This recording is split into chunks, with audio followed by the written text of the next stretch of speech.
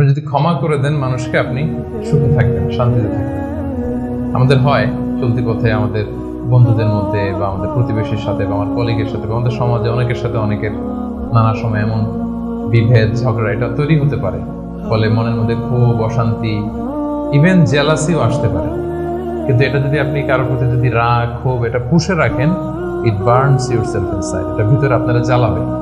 যারে হিংসা করতেছেন, যার ব্যাপারে ক্ষোভ রাখতেছেন, এর কোনো ক্ষতি হয় না। ক্ষতি হয় যে এই ক্ষোভটা লালন করে, এই রাগটা যে ছেড়ে ফেলতে পারে না হৃদয় থেকে, যে মন থেকে মানুষকে ক্ষমা করতে পারে না, সে কষ্ট পায়, অশান্তি নেমে আসে, দুঃখ নেমে আসে।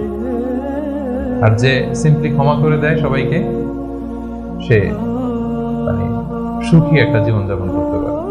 এবং এটা জরিপেও, গবেষণাতেও দেখা গিয়েছে যে যে অন্যকে সহজে ক্ষমা করে দেয় সে হ্যাপি লাইফ লিড করে।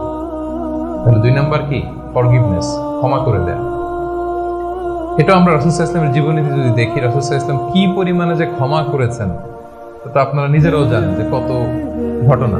ওনার পুরো জীবনীটাই তো ক্ষমা। সবসময় ক্ষমা করে দিতেন, মনে দুঃখ পুষে রাখতেন না কখনো।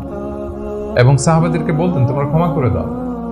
এক সাহাবী এসে বললেন, ইয়া রাসূলুল্লাহ, আমার তো অনেক কৃতদাস, ওরা শুধু কাজে ভুল করে, ওদেরও কি একটু পানিশমেন্ট দেওয়া উচিত না? রাসূল সাল্লাল্লাহু আলাইহি ওয়াসাল্লাম বলতেন, না।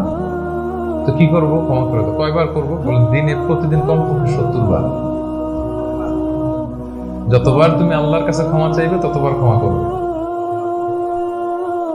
যতবার আল্লাহর কাছে ক্ষমা পেতে চাও ততবার ক্ষমা করবে। ফিলোসফিটা বুঝতে পারছেন? আমরা আল্লাহর কাছে ক্ষমা চাই, কিন্তু আমরা একে অপরের ক্ষমা করতে পারি না। আল্লাহ তাআলা বলেন যে তুমি ক্ষমা করো, আমি তোমারে ক্ষমা করে দেব। তুমি ক্ষমা করো তোমার ভাইদের, আমি তোমার ক্ষমার ব্যবস্থা করতেছি।